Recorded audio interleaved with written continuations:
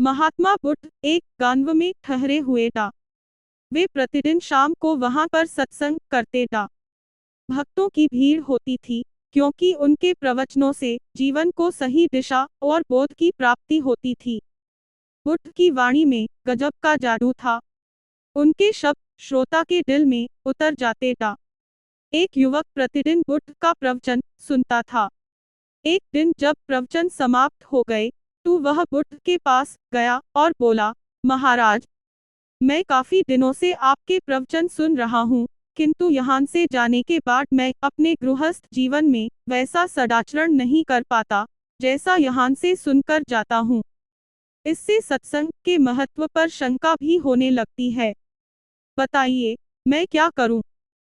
बुद्ध ने युवक को एक बांस की टोकरी देते हुए उसमें पानी भरकर लाने के लिए कहा। युवक टोकरी में जल भरने में असफल रहा।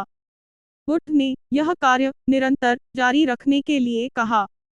युवक प्रतिदिन टोकरी में जल भरने का प्रयास करता, किंतु सफल नहीं हो पाता। कुछ दिनों बाद बुद्ध ने उससे पूछा, इतने दिनों से टोकरी में लगातार जल डालने से क्या टोकरी में कोई फर्क नजर आया?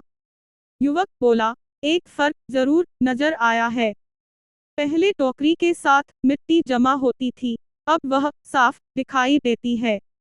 कोई गंदगी नहीं दिखाई देती है, और इसके छेद पहले जितने बड़े नहीं रह गए हैं, वह बहुत छोटे हो गए हैं। तब बुद्ध ने उसको समझाया, यदि इसी तरह उसमें पानी निरंतर डालते रहोगे तो कुछ ही दिनों में यह छेद फूलकर बंद हो जाएंगे और टोकरी में पानी भर पाओगे। इसी प्रकार जो निरंतर सत्संग करते हैं, उनका मन एक दिन अवश्य निर्मल हो जाता है। अवगुणों के छिद्र भरने लगते हैं और गुणों का जल भरने लगता है।